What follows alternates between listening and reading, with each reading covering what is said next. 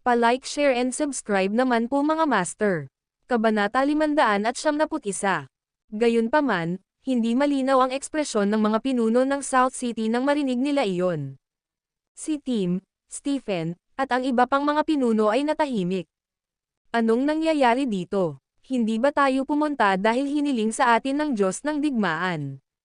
Anong kinalaman yan sa lalaking Russell? Hindi namin siya kilala, kaya natural, hindi kami mag-aalok sa kanya ng anumang tulong. Ano ang iniisip ng pamilyang itim? Siguradong may hindi nila naiintindihan. Habang ipinahayag ng pamilyang Black ang kanilang pasasalamat, mukhang napahiya si Tim at iba pa. Napatitig sila kay Levi, at tumango lang ito bilang pag-unawa. At that, Tim declared, tama. Lubos kong hinahangaan si Russell, at ang pamilyang itim ay nagpapabuti sa South City sa pamamagitan ng walang sawang pag-aambag sa lipunan. Talagang naramdaman ko ang pangangailangang umakyat kapag ikaw ay nasa problema. Tumango si Stephen. Well said. Napakagandang binata talaga ni Russell. Sobrang gusto namin siya. Pagkatapos nilang kantahin ang kanilang mga papuri, si Russell ay namula ng husto dahil sa kahihiyan. Wala man lang akong nagawa, pero iba ang iniisip ng pamilya ko. Sumilip siya kay Levi at nakita niyang tila hindi galit si Levi kaya nakahinga siya ng maluwag. Sa kabilang banda, ang pamilyang Black ay nasa sabik ng hindi makapaniwala. Una, matagumpay na napigilan ang pagsalakay ng pamilya Caesar. Pangalawa, lahat ng makapangyarihang figure ay pinupuri ang ating anak, si Russell. Napakalaking pagpapala ito sa pamilyang Black. Mabuhay ang pamilyang itim. Kasama si Russell dito, tatayo ang pamilyang itim sa mga darating na taon.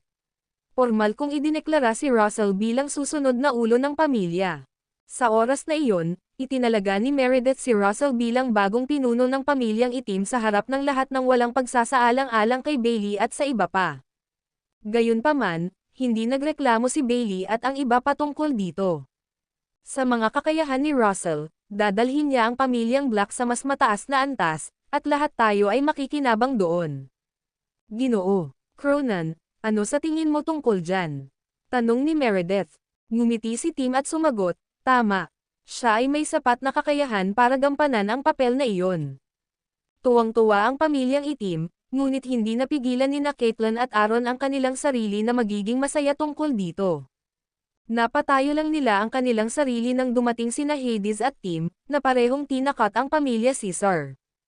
Natural lang na akala nila si Levi ang nagplano nito kaya naman bumalot sa kanila ang pride na gusto nilang ipagyabang sa lahat ng kanilang manugang. Gayunpaman, sa huli, si Levi ay walang kinalaman dito, at sa halip, si Russell ang kumuha ng kredito. Natural lang na hindi nila matanggap ang katotohanan na iyon. Pumasok si Levi at binaligtad ang takbo ng labanan, ngunit sa huli, wala itong kinalaman sa kanya. Hindi ko alam kung ano ang sasabihin tungkol dito. Ganon din ang naramdaman ni Zoe sa kanila. Akala niya ay pinangunahan silang lahat ni Levi sa tagumpay, ngunit ang kredito ay pilit na inagaw sa kanya. Samantala, hindi na kinaya ni Abigail. Si Levi ang may pagkana nito. Walang kinalaman si Russell dito. Lola, si Levi ang tumawag sa kanila. Hindi may kakaila, Russell deserves some credit, but Levi should be the one recognized for it, sabi ni Abigail sa lahat at ikinagulat ng lahat. Parang si Levi ang tumatawag noon. Sa pagbabalik tanaw, walang kinalaman si Russell dito. Dahil sa sama ng loob na sagot ni Bailey, Abigail, anong pinagsasabi mo? Inamin ni Mr. Cronin at Mr. McKay na pumunta sila para sa kapakanan ni Russell, kaya ano ang kinalaman nito kay Levi? Ngumisi si Abigail. Uncle, tell me then, bakit si Levi ang tumawag kanina? Ang video na ito ay edited by Urban TV. Kabanata 572. Ngumiti si Bailey at sinabing, simple lang ang sagot. Dahil ayaw magpakitang gilas ni Russell, iniuugnay ko ang lahat sa pagsisikap ni Levi. Hindi mo ba masasabi? Oo, tama iyan. Dahil sa normal na pagiging low profile ni Russell, tiyak na hindi siya magiging interesado sa isang bagay na sobrang pasikat. Ang pag-alis kay Levi ay natural lamang. Tumango sina Meredith at Robert bilang pagsang-ayon bago sumagot ng, tama, Abigail. Karaniwang maingat si Russell, kaya hinayaan na lang niya si Levi na magkaroon ng limelight sa pagkakataong ito. Nagbulungan ang iba bilang pagsang-ayon. Kayo, naiinis na bulalas ni Abigail. Naiinis siya dahil halatang kagagawan ito ni Levi. Gayunpaman, hindi lamang tinanggihan ng pamilyang Black ang lahat ng mabuting hangarin, ngunit iginiit din nila na ginawa ito ni Russell habang sadyang hinahayaan si Levi na kunin ang limelight. May ideya ka ba? Sagot ni Abigail, ngunit bago niya makumplito ang kanyang pangungusap, nag-ambala siya ni Levi. Abigail, hayaan mo na. Hindi mahalaga kung sino ang gumawa nito, aniya bago nagpatuloy. Ang krisis sa pamilyang Black ay naiwasan, at dapat na tayong tumuon sa pamilyang Caesar. Nang marinig ang paalala ni Levi, lahat ay namula. Pagkatapos ng lahat, ang pamilyang Caesar ang pangunahing pinag-aalala nila. Ano? Nauutol na sabi ni Patrick. Ngayong lahat ng mata ay nasa kanya, natakot siya. Maaari kang tumuntong sa South City, ngunit huwag mong isipin na madaling makatakas, nakangiting tugon ni Levi. Oo, tama iyan, sabi ni Alfie. Walang hahayaan ka. Ay, ipaubaya ko ang lahat sa iyo. Nauutol na sabi ni Patrick. Napahiga siya sa lupa at hindi naglakas loob na iangat ang ulo. Narinig ko na ang pamilya Caesar ay gustong mag-ambag sa pag-unlad ng South City. Paano ito kung gayon bigyan kami ng kalahati ng kapalaran ng iyong pamilya upang mamuhunan sa paglago ng lungsod? Ano? Nagkaroon ng sama-samang dagandong ng kawalang paniwala mula sa pamilya Caesar sa sandaling binigkas ni Levi ang mga salitang iyon. Tumingin sila sa kanya na parang baliw. Kalahati ng yaman ng pamilya. Sinusubukan ba nilang sirain ang pamilya Caesar? Huwag kang mag-alala. Hindi pa ako tapos. Sabi ko nga madaling pumunta dito pero mahirap umalis, no? Kung gusto mong umalis, gusto naming tig 10 milyon ang bayad. Tiyak na ito ay makatwiran. Napangiti si Levi habang binibigkas ito. Ano? 1 milyon bawat tao. Natigilan si Patrick sa figure. Pakiramdam niya ay malapit nang lumuwa ang kanyang mga mata. Mayroong 900 tao sa kabuuan, na nagdagdag ng hanggang 10 milyon bawat isa. Napakalaki ng 9 bilyon. Gayunpaman, hindi pa tapos si Levi. Teka, meron pa. Ang pamilyang Black ay dumanas ng maraming pagkabalisa sa pag-iisip. Ilagay natin iyon sa halos 1 bilyon kung gayon. Huffed si Patrick, pakiramdam niya kumukulo ang dugo niya. 10 bilyon at kalahati ng yaman ng pamilya, baka hingin din nila ang buhay natin. By the way, hindi ba pwedeng magdala ka man lang ng mga regalo sa South City para sa charity? Narinig ko na maaaring gamitin ng ilang proyekto ang iyong tulong, kaya bakit hindi mo kunin ang ilan sa mga iyon? Ngumiti ulit si Levi, pagkatapos sabihin ang kanyang piraso. Pakiramdam ni Patrick ay lalabas na ang kanyang kaluluwa sa kanyang katawan dahil sa galit. Ito ay kalokohan. Ang ilan sa mga kasama ni Tim Cronin ay tumugon kaagad, na nagsasabing, tama. Mayroong 7 sa gayong mga proyekto, at kulang ang mga ito ng halos 700 milyon. Nakangiti pa ring sinabi ni Levi, ang halagang ito ay hindi dapat maging problema sa iyo, tama ba? Hindi, walang problema, nauutol na sagot ni Patrick. Sa ngayon, talagang gusto na niyang mamatay. Sa pagtatalo na ito, ang pamilyang itim ay nagwagi, habang ang pamilyang Caesar ay dumanas ng matinding pagkatalo. Ito ay isang napakalaking dagok sa pamilya Caesar. Salita ko, tingnan mo ang iyong manugang na kumikilos. Parang siya talaga ang namamahala dito, came Pamela's disdainful remark, directed at Caitlin. Oo, malinaw na desisyon ito ni Russell, kaya bakit nagpapakita si Levi dito? Hindi ba? He's here pushing his luck, kaya hindi talaga ako sanay na makakita ng ganito. May mga gamit siya, kumbaga. Kung nalutas ito ni Russell, malamang na hindi niya itinaas ang isyu ng pagkabalisa sa pag-iisip at ang mabigat na halagang iyon. Si Levi lang ang magiging walang hiya. Sunod-sunod siyang kinutya ng pamilyang itim. Gayunpaman, dahil mayroon nga si Levi ng kanyang mga merito, hindi nila siya binigyan ng ganoong kalaking flak. Pagkaalis ng lahat, niyakap ni Meredith at Robert si Russell. O Russell, sigaw nila, ikaw talaga ang pinakadakilang pagmamalaki ng pamilyang Black. Ang video na ito ay edited by Herban TV.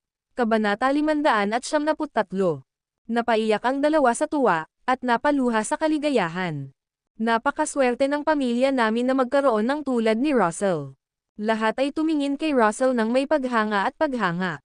Mula ngayon, naging pinakamahalagang miyembro ng pamilyang Black si Russell. Siya ang magiging pundasyon ng pag-unlad ng pamilyang itim sa hinaharap. Itinuro ni Meredith ang kanyang tingin kay Levi at sinabing, "Well, you deserve some credit since you were the forefront with Russell." Siyempre, kailangang ibigay ang ilang kredito sa magandang karakter ni Russell. Siya ay madaling lapitan at makatarungan ang pakikitungo sa lahat sa pamilya. Kahit na nakita ka naming katamtaman lang, Levi, kinumbinsi kami ni Russell na tretuhin ka ng mabuti at pahalagahan ang iyong presensya, naisip niya. Sa hinaharap, Levi, dapat kang matuto ng higit pa mula kay Russell. Siya ay napaka-optimistiko tungkol sa pagkakaroon mo sa paligid. Sumunod ka sa kanya, at magiging maayos ka. Habang siya ay malinaw na pinupuri ang ilan sa mga merito ni Levi, ito ay naging halos papuri rin para kay Russell. Samantala, nakaramdam ng hiya si Russell at napayuko. Hindi siya naglakas loob na tumingin kay Levi. Mahigpit na nakakuyom ang kanyang mga kamao, at lihim niyang hinihiling na lumunin siya ng buo ng lupa. Maging si Abigail ay nakaramdam ng bahagyang hiya. Si Russell ay pinupuri sa matataas na langit, ngunit kung alam nilang wala siyang kinalaman dito. Lumingon si Meredith para kausapin sina Caitlin at Aaron.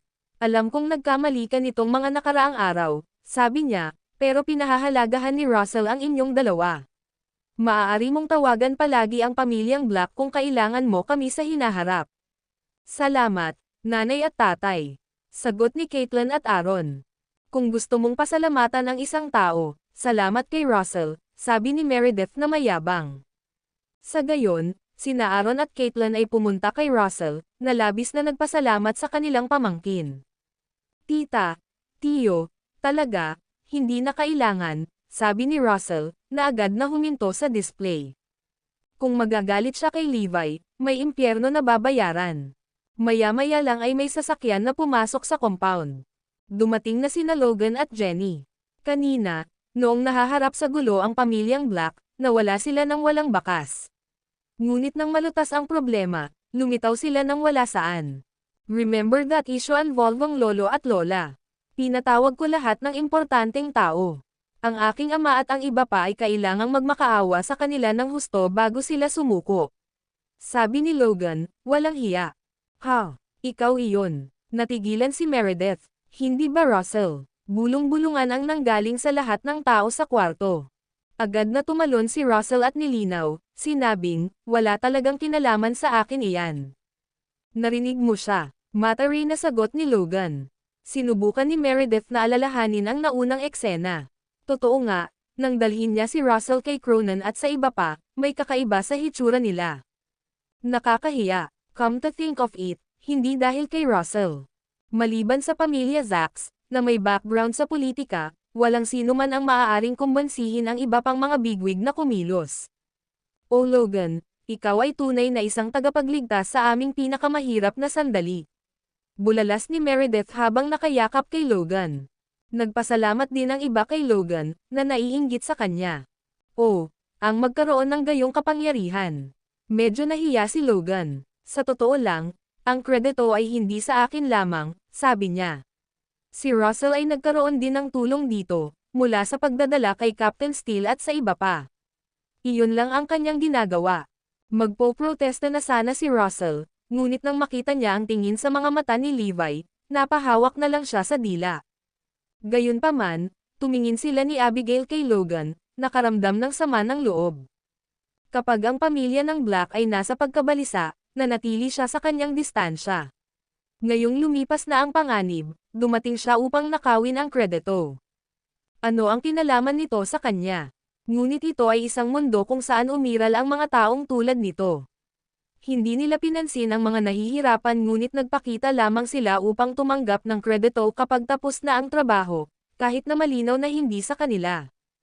Kung gayon, ikaw at si Russell ang pinakamalaking bayani ng pamilyang itim. Sabi ni Meredith habang tumatawa ng masaya. Ang video na ito ay edited by Herban TV. Kabanata 574. Si Logan ay nag-e-enjoy sa sandaling iyon, ngunit napahiya si Russell. Nagkaroon ng matinding kaibahan sa pagitan ng dalawang lalaki. Bigla namang nakita ni Logan si Levi at hindi niya maiwasang mapangiti. Levi, kailangan mo ring magkaroon ng credit. Sabi ni Logan, kung hindi dahil sa pakikipaglaban mo sa pamilya Caesar, hindi namin magagawa ang pagpapakita ng lakas na ito.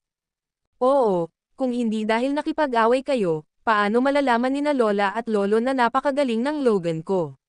Walang humpay na sigaw ni Jenny. Nagpasya siyang gamitin din ito. Si Abigail naman ay hindi na kinaya. Hindi ako nandito para magpaulan ng parada ng sinuman, ngunit ano ang kinalaman nito sa alinman sa inyo, Jenny at Logan? Tanong ni Abigail. Kung ang kredito ay ibinibigay kay Russell, maaari niyang tiisin ito. Ngunit ang pagkakita kung paano naaga ni na Jenny at Russell ang lahat ng kredito ay hindi niya kayang tiisin. Mukhang malungkot si Logan. Abigail, ano ang ibig sabihin nito? Paanong hindi ito nauugnay sa akin? Tanong ni Logan. Hindi ko ba dinala sina Mr. Cronin at Mr. McKay? Kung wala sila, paano malulutas ang krisis na ito? Nginitian din siya ni Jenny. What do you mean, Abigail? Anong ibig kong sabihin? Alam mo talaga kung ano ang ibig kong sabihin, ngumisi si Abigail at nagpatuloy, nasaan ka kanina? Nandito ka lang ba at nalutas na ang usapin para nakawin ang lahat ng kredito? Noon pa man ay matalas ang dila ni Abigail, kaya sasabihin niya ang anumang kailangang sabihin. Abigail, ipinahihiwatig mo ba na ang mga pinunong inimbitahan natin ay walang kinalaman sa atin? Tingal ni Logan, tinaasan siya ng boses. Oo, hindi ka basta-basta magbibintang ng ganyan, Abigail. Sigaw ni Jenny. Ano ang ibig mong sabihin sa pagnanakaw namin ng lahat ng kredito? Nakataas ang sulok ng labi ni Abigail sa isang mapanuksong ngiti. Di ba sabi mo inimbitahan mo lahat ng leaders? Kung ganoon, bakit hindi natin sila tawagan para i-verify ito? Well, parehong nagulat sina Jenny at Logan. Napalunok silang dalawa at bakas sa mukha nila ang kaba. Sige, Abigail, pag-isipan mo muna. Maaaring kamangha-mangha si Russell, ngunit hindi kailangang magpakita ng personal si Mr. Cronin. Ang ama at lolo ni Logan ay nakipag-away sa kanyang harapan, kaya malamang na hindi ito madaling magtanong. Dahil sa napapanahong intervention ni Meredith, nakahinga ng maluwag sina Jenny at Logan. Kung si Abigail ay nagpumilit na gawin ang tawag na iyon, sila ay nalantad. Pero salamat at nandito si Meredith. Lola at Lolo, nagpabook na ako ng table sa Wonder Hotel para ipagdiwang ang tagumpay na ito. Bakit hindi tayo lahat pumunta at magsaya? Tanong ni Logan. Tumango si Meredith at sumagot, Splendid, naiisip ko lang. Sino ang nakakaalam na inayos mo na ito? I'm so pleased that to have both of you in the family, Logan and Jenny. Kayong lahat na mga kabataan, matuto mula rito. Oo, lalo na ang manugang mo, Caitlin. Tiyakin na natututo siyang maging mas malupit. Malamig na ngumuso si Abigail. Samantala, nagkatinginan sina Caitlin at Aaron, madilim ang kanilang mga ekspresyon. Gaya ng dati, mababa pa rin ang kanilang katayuan sa pamilyang Black. Hindi na sila umasa kay Levi. Bahala na si Zoe ngayon. Kinagabihan, dumating ang pamilyang Black sa Wonder Hotel. Sa hapagkainan, halos wala sina Caitlin at Aaron. Gustong-gusto ng dalawa na kilalanin sila ng matandang mag-asawa. Sa wakas, bumagsak ang tingin ni Meredith kay Zoe. Kamusta ka na kanina? Malumanay na tanong ni Meredith. Alam ni Caitlin na dumating na ang pagkakataon at handa siyang samantalahin ito. Inay, hindi mo ba alam kung gaano siya kagaling? Siya ang direktor ng Oriental Star Group. Ang halaga ng merkado ng kumpanya ay nagkakahalaga ng halos 5 bilyon. Napanood mo na ba ang dalawang sikat na pelikula kamakailan? Yung pinagbibidahan ni Helena. Oo, kilala ko yung kay Helena. Ang kumpanya ni Zoe ang gumawa ng mga pelikulang iyon. Zoe, mahal ko si Helena. Maaari mo bang tulungan akong makakuha ng autograph na larawan? Lahat ay nagbuhos ng inggit na papuri kay Zoe. Ang video na ito ay edited by Urban TV.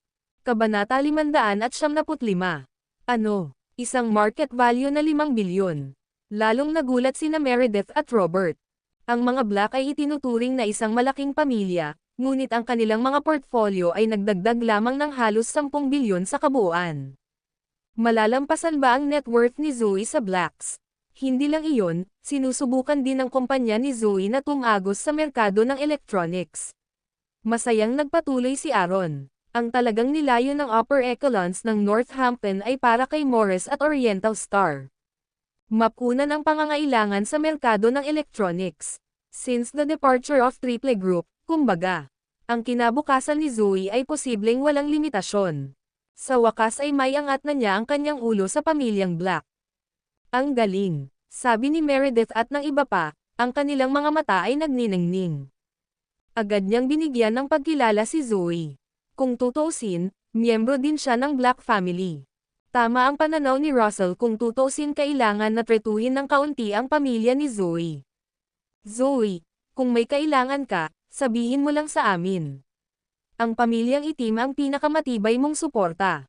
Saad ni Meredith. Ngumiti si Zoe at sinabing, Lolo at Lola, dadalhin ng kumpanya ang negosyo nito sa South City. Kapag nangyari iyon, maaaring kailangan kong tumawag ng ilang pabor. Nakumpleto na ang pamamahagi ng Morris Group sa Northampton. Kaya, ang susunod na hakbang ay ang pagpasok sa South City. Oriental Star Group ang taliban ng operasyong ito.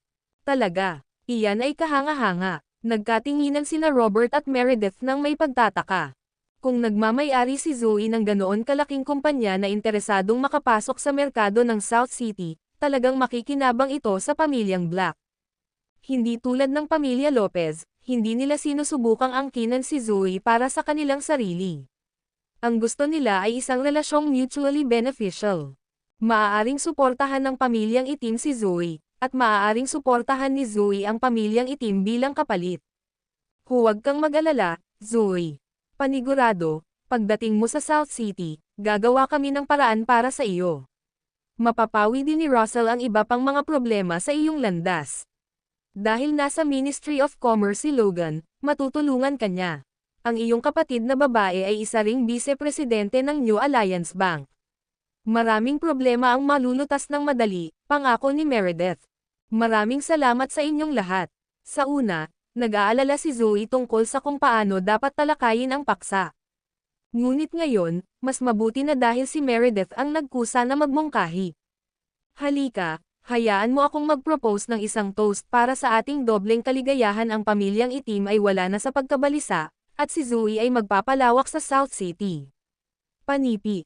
Itinaas ni Robert ang kanyang baso. Pagkaubos ng baso, nilingan ni Levi si Zoe at sinabing, pumupunta ka rito para lumaki, kaya sinong mangangahas na pigilan ka? Duda ako na kailangan mo ng tulong ng sinuman. Gustong-gusto ni Levi na protektahan si Zoe, kaya naramdaman niyang hindi na nila kailangan ng iba. Ngumisi si Bailey, na nagkataong nakarinig nito, ano ito? Tinatanggal ang tulong ng pamilyang Black.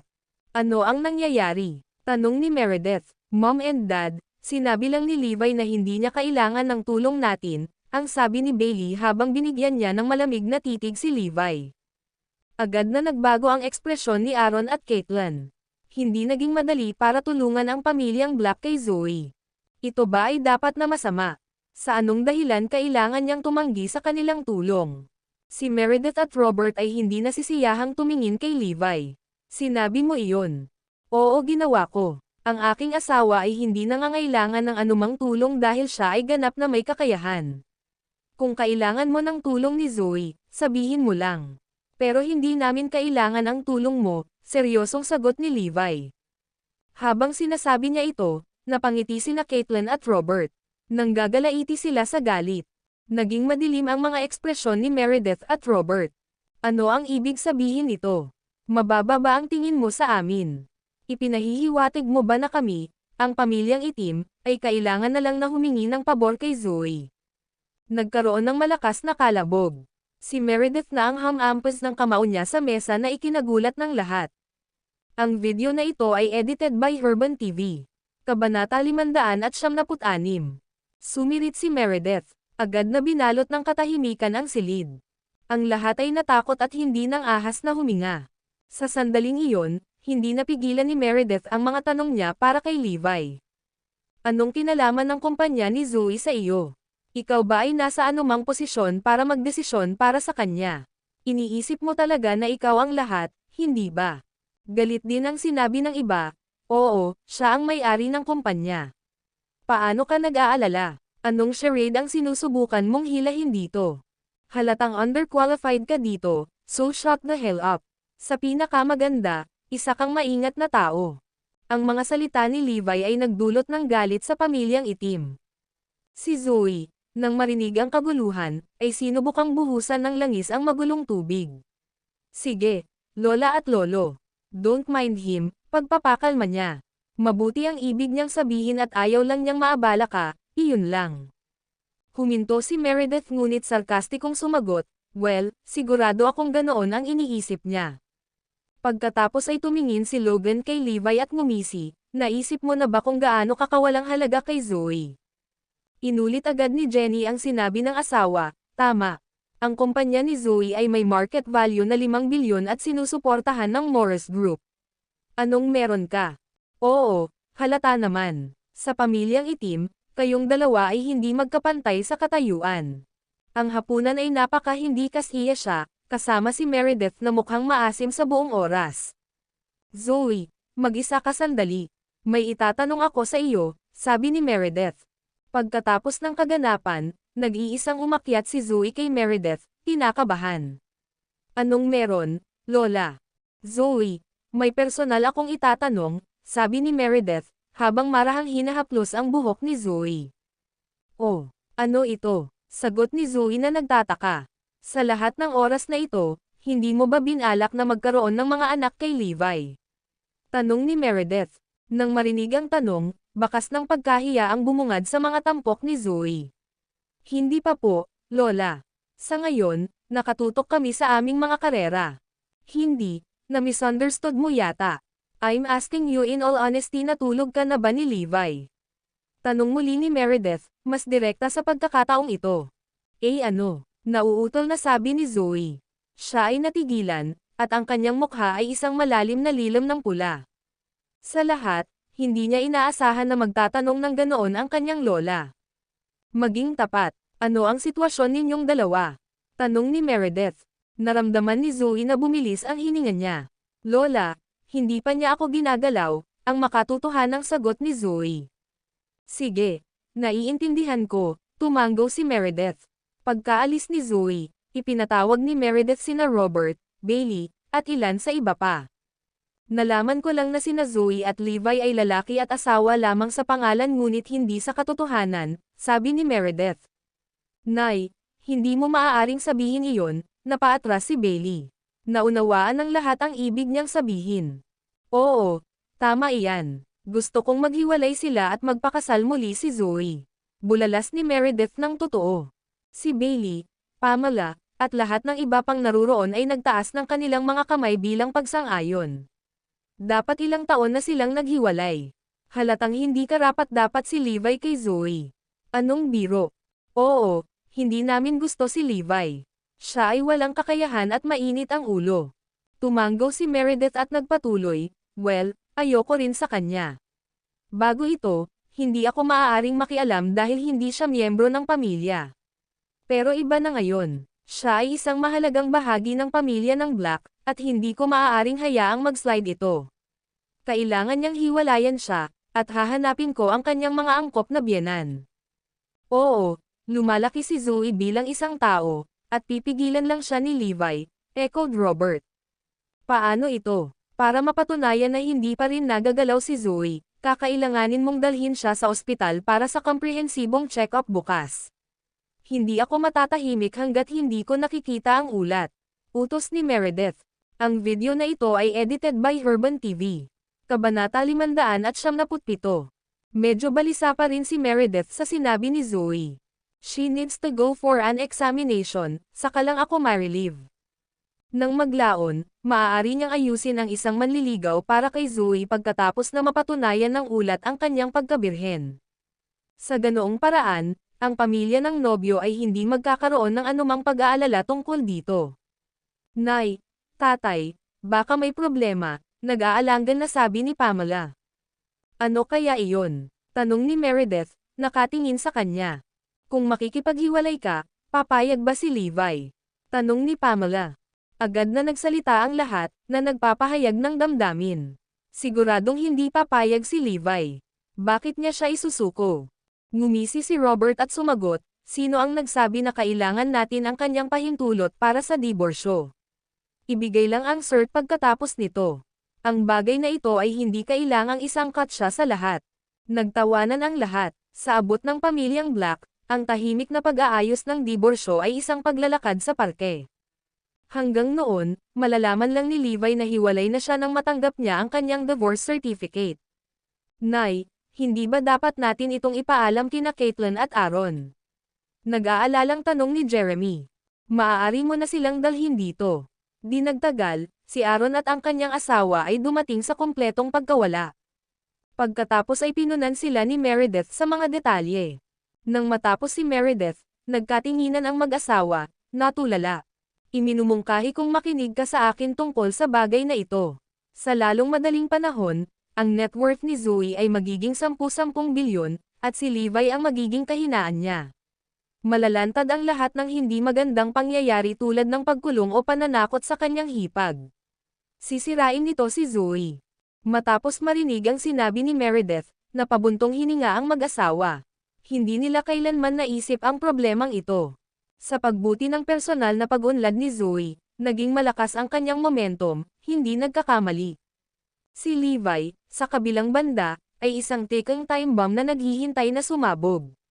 Ang mas masasaktan ay si Zoe. Higit pa rito, malayo si Levi sa pagiging karapat-dapat kay Zoe. Makinig ka lang sa akin, utos ni Meredith. Sasabihin ko sa iyo ang totoo.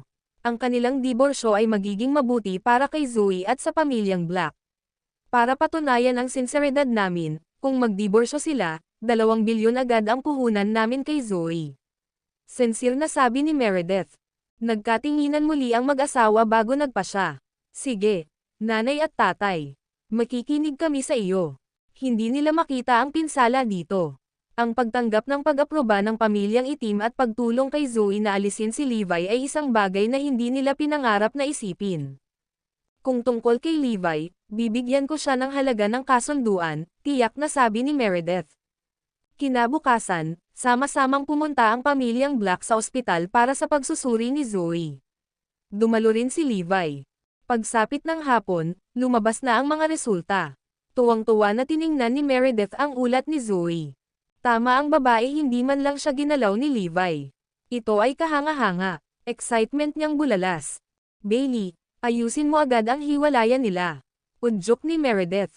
Nakapag-ayos na ako, nanay at tatay. Hindi man lang ni-require ng Civil Affairs Bureau ang marriage certificate o household registration, tuwang-tuwang sabi ni Bailey. Perpekto. Makalipas ang 1 oras, ginawa ni Bailey ang 2 sertipiko ng diborsyo. Haha, ito ay kahanga-hanga. Ngumiti sina Robert at Meredith. Masaya ang lahat sa pamilyang Black. Pagkatapos ng lahat, ito ay lubhang kapaki-pakinabang sa kanila. Sa wakas nalutas na ang usaping ito. Sabi ni Caitlyn at Aaron habang sabay silang nakahinga ng maluwag. Ngunit ang mag-asawa ay naawa kay Levi dahil hindi siya gumanap ng napakasama sa panahong ito. Pagkatapos nito, tinipon ni Meredith ang lahat sa paligid niya. Pumunta ka at dalhin mo si Levi sa akin. May i-announce ako, pero ilayo mo muna si Zoe. Utos ni Meredith. Hindi niya ito ibinalita sa harap ni Zoe. Ang video na ito ay edited by Herban TV. Kabanata 578. Nang dumating si Levi sa foyer ng pamilyang Black, napansin niyang may kakaiba. Tinanong mo ba ako? Tanong ni Levi. Nagkatinginan sina Meredith at Robert bago sinabing, oo, may sasabihin ako sa iyo. Hiwalay na kayo ni Zoe. Pagkalabas ng balita ay natigilan si Levi. Nagulat din sina Abigail at Russell, na hindi alam ang balak. Ano? Hiwalay? Kailan ito nangyari? Mabilis na nakabawi si Levi. Hiwalayan ko si Zoe. Nakakatawa, pero paano ko nalaman ito? Pasimpleng tanong niya. Sa pamamagitan nito, inihagis ni Bailey ang sertipiko ng diborsyo kay Levi. Kinuha ito ni Levi at tinignan. Walang pag-aalinlangan sa pagiging tunay ng sertipiko dahil nakatatak din ito ng opisyal na selyo. Nakakatuwa ito. Paanong hindi alam ng mag-asawang kasali ang tungkol dito? Maliwanag na ngayon ha. Ikaw at si Zoe ay hiwalay na, kaya itigil mo na ang panggugulo sa kanya sa hinaharap. Wala na siyang kinalaman sa iyo, nakangising sabi ni Meredith. Maya-maya, humagalpak si Levi sa sunod-sunod na tawa. Nagulat si Meredith at ang iba pa. Anong tinatawanan niya? Hinawakan ni Levi ang sertipiko at ngumisi, may itatanong ako. Hindi ba't ang diborsyo ay dapat mangyari lamang sa pagsang-ayon ng magkabilang panig? Kailan kontrolado ng ibang tao ang kasal ko? Habang sinasabi niya ito, isang marahas, nangingibabaw na aura ang pumuno sa espasyo. Biglang napuno ang bulwagan ng mga ingay ng mga taong humihingal, na para bang isang napakalaking presyon ang pumasok sa silid. Mabigat ang hangin, kung tutusin, nakakasawa. Galit na galit si Levi. Buti na lang at may pagpigil siya. Ngunit sa kanyang mamamatay tao na aura, walang sino man sa silid ang mananatiling hindi nasaktan. Parehong nagulat sina Meredith at Robert nang sila ay nakaugat sa lupa na parang mga bangkay, hindi makagalaw. Sa sandaling ito, pakiramdam nila ay nasa ulirat sila. Sa hindi malamang dahilan, para silang nasa larangan ng digmaan. Nakatayo sa harap nila ang isang hindi magagapi, hindi nababagabag, at galit na Diyos ng digmaan. Siya ay may aura ng isang taong nagpabagsak ng libu-libong tropa ng kaaway ng mag-isa. Sinong nang ahas na hamanin ako? Ako ang Diyos ng digmaan. Ano? Bakit hindi tayo makapagdesisyon? Hindi ka karapat-dapat kay Zoe, kaya natural, kinailangan nating pangasiwaan. Pakli ni Bailey, nag-squaring up kay Levi. Sa huli ay natauhan sina Meredith at Robert at tumugon din sila. Kami ang mga matatanda ni Zoe, sabi ni Meredith. Sino ang magsasabing hindi tayo makapagpasya para sa kanya?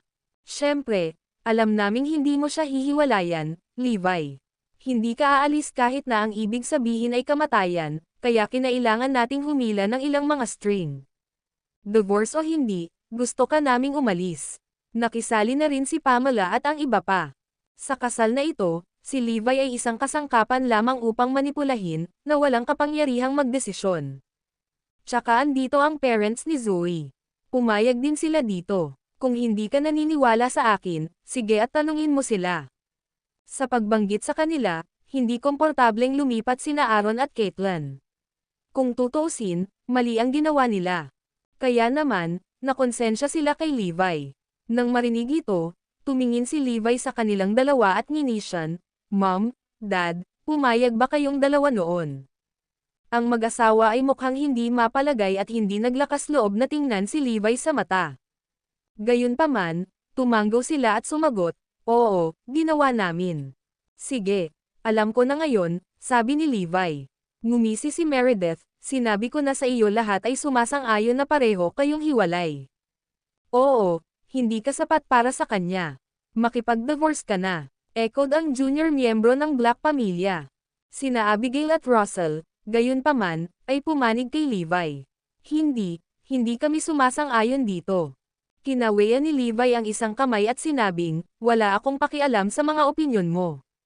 Ang tanong, pumayag ba si Zoe dito? Pagkasabi nito, sinuri ni Levi ang silid at nagtanong, nasaan si Zoe? Ang video na ito ay edited by Herban TV. Kabanata 579. Umiling si Meredith at sinabing, sabihin ko sa iyo, pumayag nga si Zoe dito. Wala lang siyang pusong sabihin sa'yo. Kaya pala wala siya ngayon. Oo, pumayag siya. Paano mo makukuha ang sertipiko kung hindi? Echoed lahat ng iba pa. Hindi, ayaw kong maniwala dito.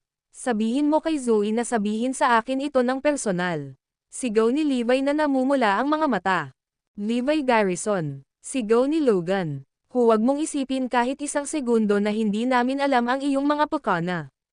Ayaw mong makipaghiwalay, at gusto mong humingi ng tulong sa kanya. Huwag ka nang mag-abala na pumunta dito para makita si Zoe. Mariing sabi ni Logan. Oo, tama iyan. Sa amin dito, huwag mo nang isipin na makita siya. Nginisya ni Meredith. Ngayong nailabas na ang divorce certificate, at alam mo na ang sitwasyon, umalis ka na. At itigil ang pagiging delusional, ngunit si Zoe ay wala sa iyong liga. Walang awa na sabi ni Robert. Tumingin si Meredith, at humakbang si Pamela para iharap kay Levi ang isang tseke. Siyempre, Hindi hahayaan ng pamilyang Black na maghiwalay kayo ng walang kabuluhan. Narito ang iyong kabayaran na 10 milyon. Muli, natigilan si Levi. Damn, I thought the Lopez family was heartless enough, but the Black family is even worse. 10 milyon para ibalik ang kasal niya kay Zoe. Ito ay ganap na kalokohan. Nang makita ang ekspresyon ni Levi, naisip ni Pamela na peke ito. Tumigil ka na sa pagpapanggap at kunin mo. Siya urged. Sapat na ang 10 milyon para tumagal ka habang buhay. Biglang isinaksak ni Pamela ang tseke sa kamay ni Levi. Nagtawanan ang mga nanonood, nakita kung paano tinanggap ni Levi ang tseke. Siya ay isang plebeian, sigurado. Sapat na ang 10 milyon para manalo siya. Sinabi ko sa iyo na hindi siya karapat-dapat kay Zoe. Ngini siya ni Logan. Pinagmasdan ni na Abigail at Russell ang eksenang nakalahad sa kanilang harapan, natulala.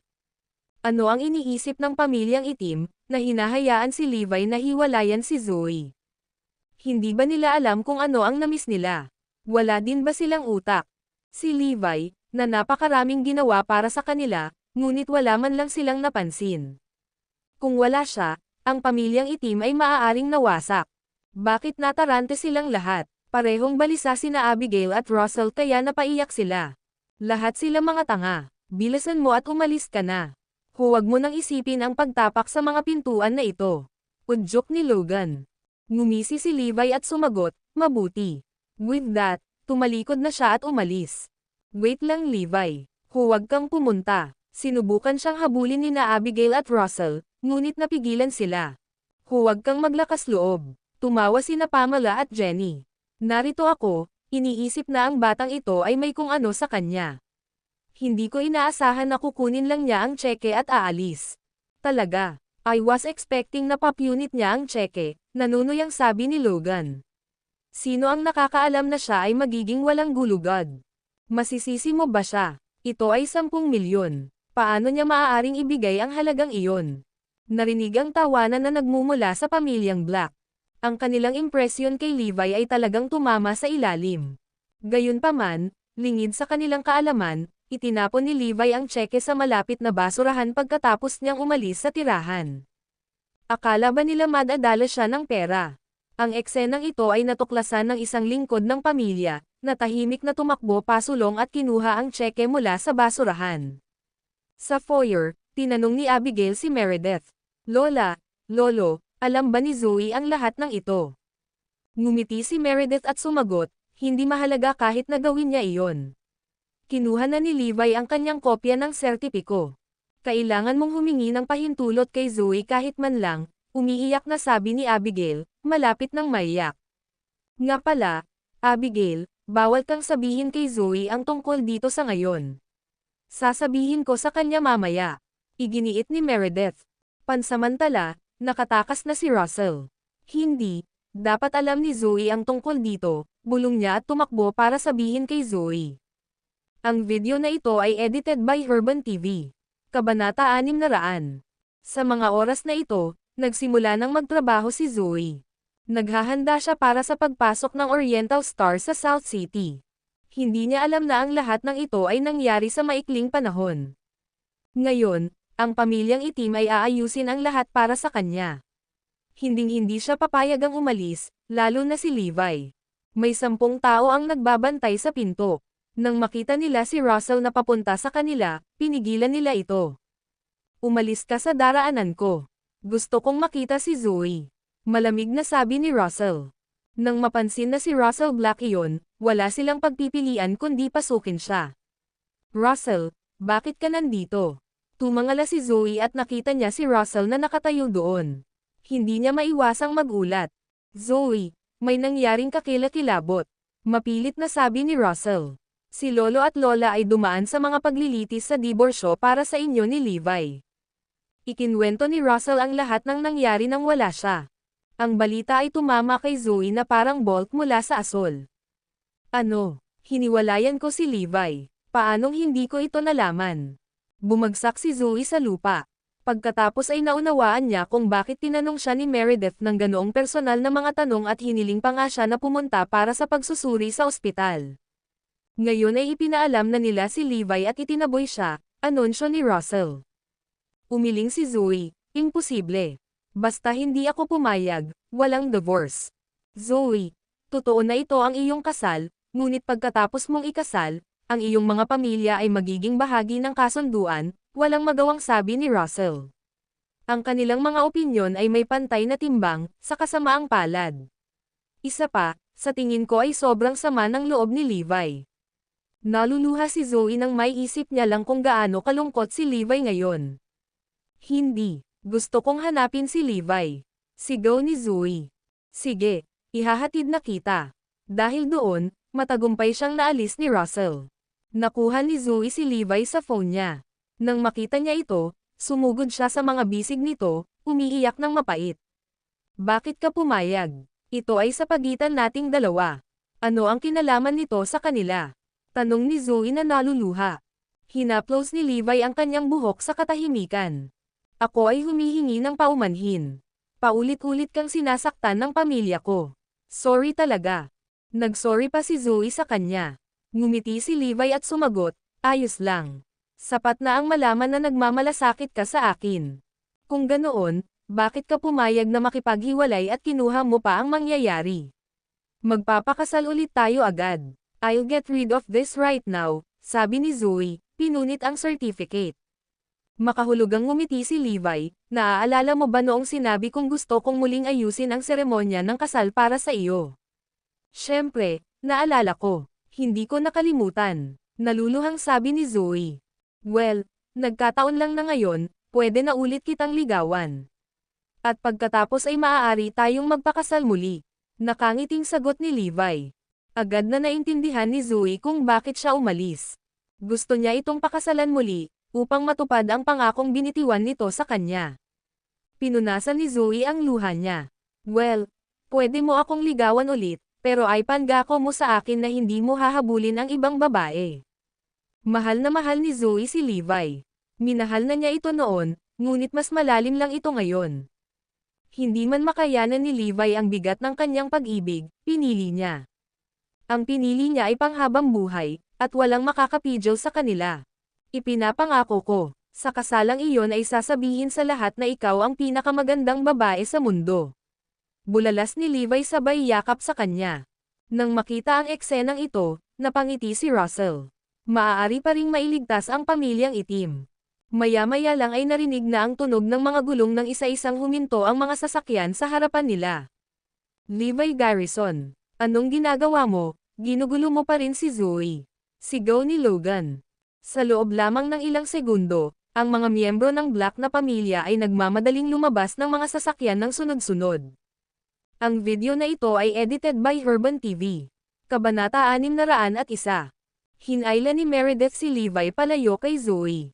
Dahil alam ninyong dalawa ang totoo, saka ako magiging prangka. Zoe, simula ngayon, ituturing mo si Levi bilang isang estranghero. Intindihin. Mariing utos ni Meredith. Masunurin namang tumango si Zoe. Naiintindihan. Puno pa rin ng ngiti ang mukha niya. Nataranta ang lahat. Napakadali bang kausapin si Zoe sa isang bagay? O baka gusto niyang hiwalayan si Levi? Levi, babalaan kita. Kung aasarin mo pa si Zoe, balatan kita ng buhay. Banta ni Logan kay Levi sa nakakatakot na tono. Parehong bumulala sina Caitlyn at Aaron, dahil tinanggap mo ang 10 milyon, dapat mong gawin ang sinasabi namin at iwanan si Zoe mag-isa mula ngayon. Ngumuso si Levi, bakit kailangan kong layuan si Zoe? Ibinalik ko na ang pera sa iyo. Ba, huwag kang magsinungaling sa amin. Kailan mo pa ibinalik ang pera sa amin ha? Anong kalokohan? Ang mga Black ay kumukulo na ngayon sa galit, dahil nakita nila sa sarili nilang mga mata na hawak ni Levi ang tseke sa kanyang kamay kanina. How dare he say na ibinalik niya ang pera sa amin? Puno talaga ng kasinungalingan ang batang ito. Okay, bakit hindi mo sabihin sa amin kung kanino mo ibinalik ang pera? Lahat ng tao sa pamilyang Black ay nakatingin na ngayon kay Levi na nagtatanong. Itinapon ko ito sa basurahan sa kanang bahagi ng gate ng manor. Pagkasabi nun ay umalis na si Levi sa lugar. Lahat ng tao sa pinangyarihan ay nagmamadaling bumalik sa mansyon ng pamilyang Black. Pagkababa nila sa sasakyan ay agad silang sumugod sa basurahan na binanggit ni Levi kanina. May dumating at itapon ang basurahan para sa atin. Nag-aalalang utos ni Logan. Sabay-sabay na nagpakita ng ilang katulong at ibinuhos sa lupa ang laman ng basurahan. Nakaipit ang ilong, hinalungkat ni Logan ang mga basurang nakakalat sa lupa para sa 10 milyong tseke. Makalipas ang ilang oras na paghuhukay at pagsundot sa paligid, hindi pa rin mahanap ni Logan ang tseke. Sina Quintus at Kin ay sumama rin sa paghahanap, ngunit walang resulta. Siguro nagsisinungaling sa atin ang brat na iyon. Napaungol si Logan sa galit. Nagmamadaling komento ni Zoe, hindi pwede yon. Kung sinabi ni Levi na nasa basurahan ang tseke, dapat nasa basurahan ito. Hindi siya naniniwala na magsisinungaling si Levi para lang makuha ang 10 milyon na inaalok sa kanya ng pamilyang Black. Zoe, hindi mo lang matanggap ang katotohanan na nagsisinungaling siya, tama ba? Hanapin natin ang iba pang mga basurahan. Ngumisi si Logan. Sa tulong ng mga katulong, hinukay ng mga Black ang iba pang mga basurahan, ngunit hindi pa rin nila ito mahanap pagkatapos ng maraming pagmamadali. Hindi pwede. Dapat ay nasa isa sa mga basurahan sa paligid ng bahay. Baka may nakakuha ng tseke. Nagsisimula ng magpanik si Zoe. Hindi ako papayag na si Levi ang sisihin dito. Hindi ako papayag na mangyari yon. In the first place, ang Black family ang bubuli kay Levi. Kung mangyari man ang parehong bagay, hindi mapapatawad ni Zoe ang sarili. Bakit hindi ka magtanong sa paligid? Baka may nakapulot nito sa basurahan.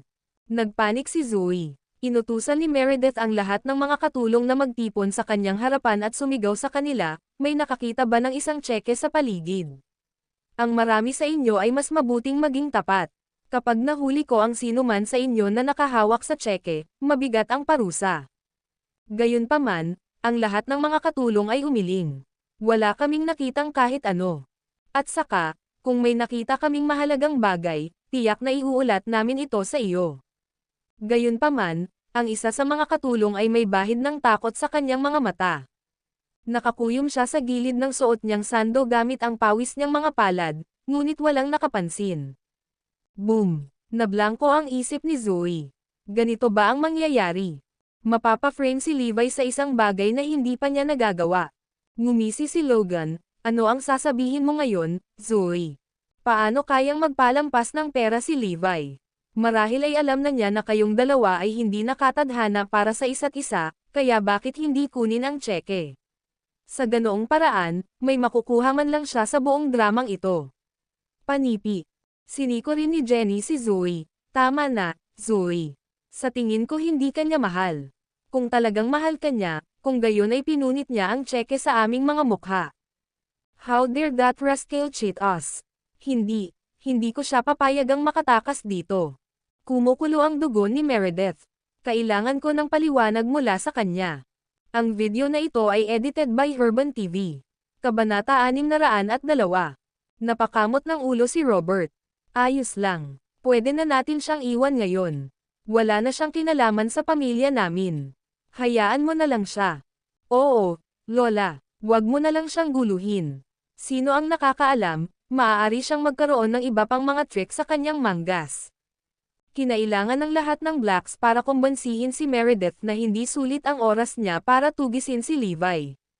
Pagkatapos ay bumulalas si Meredith kay Zoe, bagaman hindi tayo 10 milyon, sa palagay ko sulit ang lahat ng nakita mo ang kanyang tunay na kulay. Hindi po, Lola, mabuting tao si Levi, maniwala ka sa akin. Buong tiwala si Zoe kay Levi nang sabihin niyang itinapon niya ang tseke sa basurahan sa tirahan ng Back family. Malaki ang posibilidad na may nakita at nakapulot. Sa ngayon, walang gusto si Zoe kundi patunayan na inosente si Levi. Dagdag pa ni Robert, mahal, wala nang kinalaman sa atin ang lalaking iyon mula ngayon. Kung mabuting tao man siya o hindi, wala kaming pakialam. Oo, hindi na mahalaga sa amin kung magsinungaling siya. Ang iba pang mga Black ay tumunog din. Kahit na sinabi ng lahat sa pamilyang Black na wala na silang pakialam kay Levi, alam ni Zoe na dadalhin nila ang nangyayari paminsan-minsan para iparamdam siya sa mga darating na araw. Nako, wala na siyang magagawa. Ngayong si Zoe ay opisyal nang wala sa kanyang kasal, gusto ni Meredith na itakda siya kaagad sa ibang lalaki. Sa kasalukuyang mga tagumpay ni Zoe at ang makapangyarihang pamilyang itim sa kanyang likuran, siya ay magiging isang babaeng hinahangad ng marami. Relax lang kayong dalawa. Hahanapin ko talaga si Zoe ng asawang kakaiba sa iba. Maghintay lang kayong dalawa at panoorin siyang naglalakad sa aisle. Nang marinig ang mga salita ni Meredith, naisip na nina Caitlin at Aaron ang kasal ng kanilang anak na babae at kung paano sila luluha ngunit nasa sabik para sa kanya. Muli, tumawag si Meredith para sa isang pagpupulong kasama ang iba pang miyembro ng pamilya. Zoe, naalala mo kung paano ipinangako sa iyo ni na lolo at lola na mag-i-invest ng 2 bilyon sa iyong kumpanya kung makikipaghiwalay ka kay Levi. Ngayong humiwalay ka na sa kanya, tutuperin namin ang aming pangako. Ipinahayag ni Meredith sa pamilya. Nagulat si Zoe. Talaga, Lola, napakagaling yan. May problema ka pa ba sa tabi mo? Sabihin mo sa amin, tanong ni Meredith sa kanyang apo sa tonong nagmamalasakit. Tumigil muna si Zoe para mag-isip bago sumagot, Lola, natatakot ako na may problema ako. Sabihin mo lang, mahal. Papasok na kami sa electronics market sa South City, ngunit wala pa ring angkop na lugar ang kumpanya ko para sa aming opisina. Isa pa, kulang pa tayo sa production centers at underdeveloped ang technical team natin, Zoe hurriedly added. Simple lang yan. Aayusin ko ito para sa iyo. Isang malakas na tawa ang pinakawalan ni Logan. Ang problema ni Zoe ay isang piraso ng cake kay Logan. Logan, sa tingin ko hindi naman simple ang mga bagay. Ibinigay na sa atin ng Morris Group ang lahat ng e-commerce na negosyo nito. As of this moment, ang target namin ay Triple Group bago sila nag-pull out sa market. Sa tingin ko, ito ay medyo sobra para sa amin. Ang aming paunang target ay nakatakda sa humigit kumulang 50 bilyon. Hingal. Bumantong hininga ang lahat ng nasa kwarto. Ang kanilang paunang target ay 50 bilyon. Paano ito makakamit? Totoong malaki na ang 2 bilyong ipinangako ni Meredith kay Zoe. Ngunit kung ikukumpara sa kasalukuyang target ni Zoe na 50 bilyon, ito ay isang batik ng alikabok. Ito ang inaalala ko. Sinabi ng Morris Group na ibibigay nila sa amin ang pondo, ngunit hindi pa rin namin naayos ang logistic at lakas tao. Kailangan ko talagang pagmamayari ang lahat ng mayroon ang Triple Group bago ako magsimula sa aking misyon. Malungkot ang ekspresyon ng mukha ni Zoe. Imposible ang misyong ito. Ang mga mayayamang pamilya sa South City ay naglagay na ng kanilang mga claim sa mga bahagi ng lumang palaruan ng Triple Group. Walang ideya si Zoe kung paano maabot ang kanyang target. Nagtatakang tanong ni Robert, Zoe, ang ibig mong sabihin ay kailangan nating bawiin ang bawat ari-arian ng Triple Group. Oo, tama na. At huwag na nating pag-usapan ang mga isyu sa paghahanap ng opisina. Ang pangangailangan para sa electronics sa South City ay matutugunan lamang kung mayroon tayong napakalaking kapasidad sa produksyon ng Triple Group. Ang lahat ng kanilang pag-aari ay pinagsama-sama, na naging dahilan upang maging epektibo para sa kanila ang pagpapatakbo sa napakalaking sukat. Sa sinabi ni Zoe, hindi na nakaimik ang lahat sa kwarto. Alam ng lahat na sa nakaraang away sa pagitan ng lahat ng magagaling na pamilya sa South City, ang mga ari-arian ng Triple Group ay nahati sa maraming fragment, na ang bawat isa ay nasa ilalim na ngayon ng ibang pamilya. Alam din nila na ang pamilyang Black ay walang sapat na kapangyarihan para bawiin ang lahat. Ang video na ito ay edited by Urban TV. Kabanata 603. Dahil sa pagtataka, tinanong ni Pamela si Zoe, Zoe, napakataas talaga ng pag-asa sa iyo ng Morris Group. Pamela, wala akong ideya kung bakit nakikita rin ako ng Morris Group bilang kanilang superstar. Ang gawaing ito ay hindi malulutas. Si Zoe mismo ay naguguluhan. Naiintindihan niya kung sinusubukan siyang tulungan ni Iris. Ngunit walang dahilan para ang pinuno ng Morris Group ay magkaroon ng labis na pananalig sa kanyang mga kakayahan. Bakit? Hindi ko lang mahanap ang sagot dito.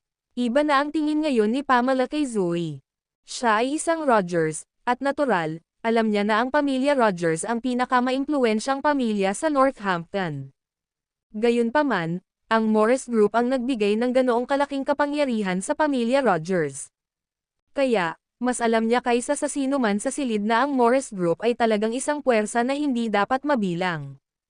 Nay, tatay, siguradong lalago ang net worth ni Zoe sa hinaharap. Napakalaking pagpapahalaga sa kanya ng Morris Group. Markahan ang aking mga salita, madali siyang maging bilyonaryo sa hinaharap. Pamela uttered matter-of-factly. Isang bilyonaryo. Hihingal. Maging sina Meredith at Robert ay parehong nalaglag ang kanilang mga panga sa lupa. Kung talagang ganoon kagaling si Zoe, maaaring lumabas ang pamilyang Black bilang isa sa mga marangal na pamilya sa South City.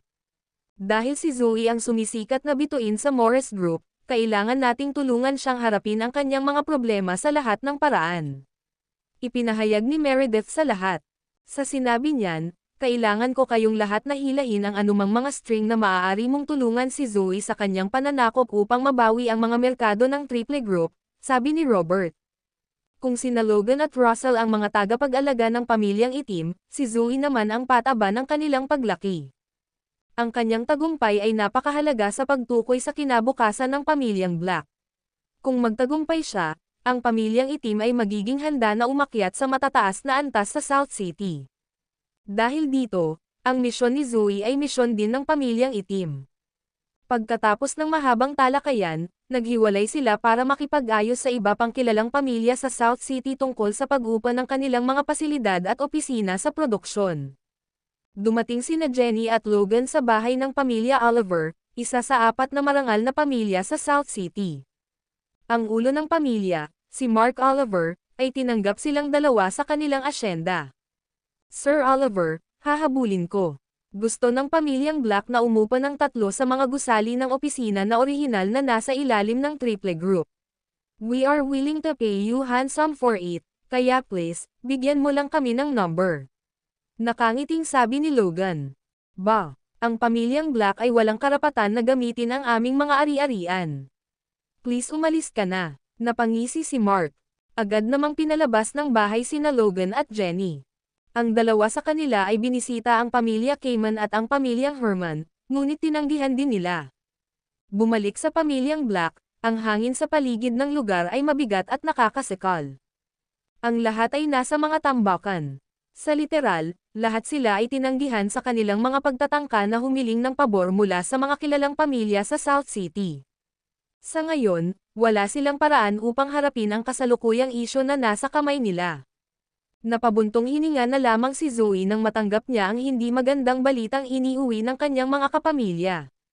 Zoe, natatakot ako na kailangan mong kunin ang mga bagay sa iyong sariling mga kamay. Gayunpaman, huwag hayaang mapahina ang iyong espiritu, lahat. At least, matagumpay nating naalis si Levi kay Zoe. Ngayong wala na siya sa tabi niya, si Zoe ay maaaring pumailanglang ng walang anumang pasanin na nakatali sa kanya. Masayang bulalas ni Meredith. Sa sandaling iyon, nakikipag-ugnayan si Levi sa pamilya ng Rogers ng Northampton sa telepono. Kailangan ko kayong magsimula sa pagtatayo ng Royal Villa sa lalong madaling panahon. Ito ang magiging tahanan ko sa hinaharap. Ipapadala ko agad sa iyo ang mga blueprints. 6 na taon na ang nakalilipas, si Levi ay nagdisenyo at nagtayo ng isang mansyon para sa kanyang magiging pamilya, ngunit ito ay na-demolish dahil ayaw niyang may madungisan ang kanyang tahanan bago pa man makalipat ang kanyang pamilya doon. Sa ngayon, sinisikap ni Levi na muling itayo ang Royal Villa upang matupad ang hiling ni Zoe. Mula ngayon, ay lalaan niya ang lahat ng kanyang sarili sa paghahanda para sa isang kasal ng siglo. Gusto mo layuan ko si Zoe. Sa ibabaw ng bangkay ko. Ang mga labi ni Levi ay pumulupot sa isang masamang ngiti. Sa opisina ng Morris Group sa Northampton. Si Iris Isabel ay nakatanggap ng mga utos mula sa kanyang boss na magpadala ng isang team sa South City upang tulungan ang Oriental Star Group sa paunang pagsisimula sa mga pamilihan doon. Sa listahan ng pangalan ng mga taong ipapadala, kasama si Levi. Siya ang may pananagutan para sa kaligtasan ng koponan sa misyong ito. Ang opisina, ang mga pabrika ng produksyon, pati na ang sentro ng pananaliksik ng Triple Group ay nakuhang muli sa mas maagang petsa. Lahat sila ay handa nang magsimula ng mga operasyon anumang oras ngayon. Ang koponan ay kailangan lamang na magpakita at ilipat ang linya ng produksyon. Ang kanilang kasalukuyang layunin ay punan ang puwang na iniwan ng Triple Group. Ang video na ito ay edited by Herban TV. Kabanata 604. Sa nakalipas na 2 araw, naguguluhan si Zoe dahil sa 2 bagay. Una, kinailangan niyang ayusin ang mga papeles ng divorce nila ni Levi. Pangalawa, ang kanyang trabaho ay nagmumulto sa kanyang mga panaginip gabi-gabi. Ibinigay ng Morris Group ang misyon sa kanya sa pag-asang gagana siya ng maayos, ngunit kaunti lang ang naging pag-unlad ni Zoe. Stressed siya kaya walang tulog ang mga gabi niya. Hindi niya alam ng pamilyang itim ang estadong kinalalagyan niya. Gabi na, sina Meredith at Robert ay naglalakad sa kanilang bahay. Parang mas balisa sila kaysa kay Zoe mismo. Pagkatapos ng lahat, ang misyon ni Zoe ang maghahari sa kinabukasan ng pamilyang itim. Ano ang dapat nating gawin? Maging si Logan ay napabuntong hininga. Nasubukan na namin ang lahat ng aming makakaya. Ang isyu sa kamay ay na ang pamilyang itim ay walang kapangyarihan na humiling ng anuman mula sa mga maharlikang pamilya kahit ano paman, sabi ni Bailey sa pagkabigo. Napabuntong hininga din si Zoe. Kung nasa dulo na tayo ng ating talino, paano na lang kung i-turn in ko na lang ang misyon para sa ibang tao sa Morris Group na pumalit? Ito ay talagang isang mahirap na gawain na sa tingin ko ay hindi natin kayang talunin. Hindi. Ang desisyon ni Zoe ay nakatanggap ng hindi pagsang-ayon ng lahat sa pamilya ng Black. Saan tayo makakahanap muli ng magandang pagkakataon? Paano tayo susuko? Tama iyan. Zoe, dapat mong tapusin ang misyon sa lahat ng paraan. Tutulungan ka namin sa anumang mga hadlang na kakaharapin mo sa iyong paglalakbay. Ang pamilyang itim ay nasa kaguluhan. Tiyak na makakahanap tayo ng paraan para magkaroon tayo ng opisina, ngunit para sa mga pabrika ng produksyon at sa research center pati na rin sa mga kagamitang kailangan nating humingi nito. Nag-volunteer ako, determinadong sambit ni Robert. Ang sentro ng pananaliksik ay ang sentro ng mga operasyon ng Triple Group. Ngayon, ito ay nasa pag-aari ni Brock Green. Si Brock ay isang matalino at matalinong tao. Kahit na siya mismo ay hindi gumagawa ng anumang electronics, alam niyang mas unahin niya ang research center ng Triple Group kaysa sa lahat ng kanyang mga kakompetensya. Kinuha pa niya ang mga orihinal na mananaliksik sa partikular na sentro ng pananaliksik sa unang pagkakataon na nakuha niya. Alam niya na ang sentro ng pananaliksik ay magiging pinakamahalaga sa hinaharap. Sa oras na iyon, marami ang naghahangad na magkaroon nito. Ang kanyang layunin ay talagang napakasimple. Nais niyang ibenta ito sa mataas na presyo at kumita ng malaki mula rito. Sa sandaling ito, binisita siya ng mahigit 20 prospect na mamimili ng research center. Naghihintay na lang siya na may magpakita na may pinakamataas na presyo. Siya ay nakatitiyak na maaari siyang kumita ng hindi bababa sa 5 bilyon mula sa sentro ng pananaliksik. Gayunpaman, biglang nakatanggap si Brock ng utos mula sa God of War na isuko ang research center ng walang kondisyon. Nang walang anumang pag-aalinlangan, inilipat niya ang parehong sentro ng pananaliksik at ang kanyang pangkat ng mga mananaliksik sa presyo sa Diyos ng digmaan kaagad. Ang pamilyang Black ay pinaghiwalay sina Zoe at Levi. Gaano sila katanga? Ipinaalam ng subordinate ni Brock kay Brock ang hiwalayan ni Zoe at Levi. Ano? Tumalon si Brock sa kanyang mga paa. Baliw ba sila? Gusto nilang hiwalayan ni Zoe ang Diyos ng digmaan. Laking gulat ni Brock. Halos lumuwa na ang mga mata niya sa eye socket niya. Maniniwala ka ba? Si Mr. Garrison ay pinalayas sa kanilang sambahayan. Maging ang nasasakupan ni Brock ay hindi makapaniwala. Si Brock ay umungol sa galit. Ang pamilyang itim ay mga tanga. Nagkataon, si Robert at Bailey ay nagpakita sa pintuan ni Brock sa sandaling iyon. Lubos naming kasiyahan na makilala ka, Stone Buddha. Binati ni Robert si Brock sa maingat ngunit servile na tono. Gayunpaman, napansin niyang may mali sa ekspresyon ng huli. Para bang nanonood si Brock ng dalawang clown sa pinakamalaking circus sa bayan. So galing ka sa Black family. Sagot ni Brock na may kasamang pang-iinis. Thirst. Gusto ko talagang makita ang nasa loob ng ulo mo. Puno ba ito ng basura? Ang tanga naman ng grupo nyo para makipaghiwalay si Zoe kay Levi. Ang katotohanan na pinalayas mo pa siya sa iyong bahay ay mas nakakahiya. Sinong nasa tamang pag-iisip ang gagawa ng alinman sa mga ito? May hiling kami, Stone Buddha. Si Robert ay nasa mga pin at karayom. Sige, sabihin mo lang kung para saan ka nandito. Prangka si Brock. Nandito kami sa ngalan ng pamilyang Black para hilingin ang iyong pahintulot na rentahan ang research center na nasa iyo, na dating kabilang sa Triple Group. I believe my son-in-law, Logan Zacks, has visited you before to, magalang na tugon ni Robert. Oh, tungkol dyan. Nakangiting sagot ni Brock. Pero bago pa man siya makatapos, hamarang si Robert sa desperado na tono. Handang bayaran ka ng pamilyang Black ng taunang bayad na 1 bilyon. Ang video na ito ay edited by Herban TV. Kabanata 605. Sa katunayan, nag-alok si Robert Black ng napakagandang halaga ng pera.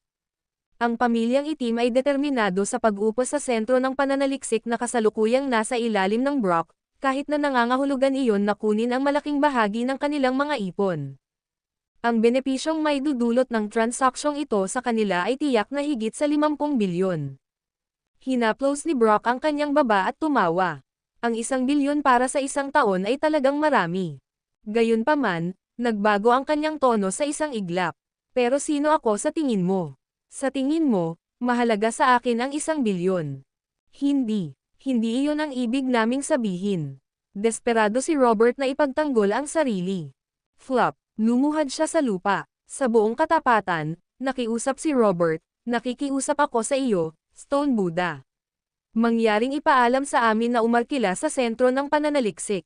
Ang pamilyang itim ay magpakailanman na magkakaroon ng utang na loob sa iyo. Naiinis na napamura si Brock nang makita niya si Robert na nakaluhod. Ang tanga. Sino ang nagtanong sa iyo na itaboy si Levi? Path. Kasama niya, maaari kang magkaroon ng bawat research center sa mundo. May, natouch ako sa sincerity mo. Gayunpaman, mayroon akong masamang balita para sa iyo. May kumuha sa akin ng research center. I advise you to forget about it, diretsong sabi ni Brock. Ano, may ibang nauna sa atin. Sumabog ang isip ni Robert sa hindi inaasahang balita mula kay Brock. Crap, wala na tayong pag-asa ngayon. Oo, tama na. Lahat ng dating pagmamayari ng Triple Group ay nasa ilalim na ngayon ng pag-aari ng ibang tao. Kailangan mong tanggapin ang iyong kapalaran. Ano, may kumuha ba ng lahat? Napatulala si Robert. Pwede mo bang sabihin sa akin kung sino ang taong iyon? Tanong ni Robert na nanginginig ang boses. Fine, papasukin kita sa isang maliit na tip. Napakalakas ng taong ito na walang sino mang kaluluwa sa Quebec ang maglalakas loob na saktan siya. Ramdam ni Robert na ang lahat ng baga ng pag-asa sa loob ng kanyang puso ay natapakan ng mga salita ni Brock. Ngayong hindi na may patong ng pamilyang Black ang kanilang mga kamay sa alinman sa mga nakaraang pag-aari ng Triple Group, ang misyon ni Zoe ay karaniwang tapos na. Sa kanyang pagkabigo sa paghahatid, maaaring isuko siya ng Morris Group. Ito ay isang 50 bilyong proyekto. Walang paraan na papayagan ng Morris Group na mabaigo ang proyektong ito. Hindi ko ito matatanggap. Napaka-unfair nito. Ngunit ano ang magagawa natin? Maging si Brock ay nagsabi na ang taong iyon ay mapanganib. Maglalakas loob ba ang pamilyang itim na harapin ang taong iyon? Nang sabihin ni Robert sa kanyang pamilya ang tungkol sa kasalukuyang kalagayan ng sentro ng pananaliksik, lahat ng tao sa silid ay tumahimik. Lubusan silang nawalan ng pag-asa. Ang nag-iisang dahilan kung bakit ang mga ari-arian ng Triple Group ay nakaligtas hanggang ngayon ay dahil sila ay sama-samang naitatag bilang isang epektibong sistema para sa pagbuo at produksyon ng produkto. Kung anumang bahagi ng sistema ang papalitan, tiyak na mababawasan ang kahusayan. Oras na. Upang tawagan ang oras ng kamatayan sa misyong ito. Isang mahabang buntong hininga ang pinakawalan ni Zoe. Siyempre, nabigo siya, dahil ito na ang pinakahihintay niyang pagkakataon na sumikat. Hindi niya akalain na magiging ganito. Gayunpaman, mas nagalit si Meredith kaysa sa kanya. Para kay Zoe, maaaring isa lamang itong hamon na nabigo siya. Ngunit para kay Meredith, ito ay isang malaking kawalan, dahil ang pamilyang itim ay gumastos ng ilang bilyon upang ipagpatuloy ang mga bagay. Ang pagkawala ay malamang na hindi na mababawi sa malapit na hinaharap. Wala na ba talaga tayong ibang solusyon?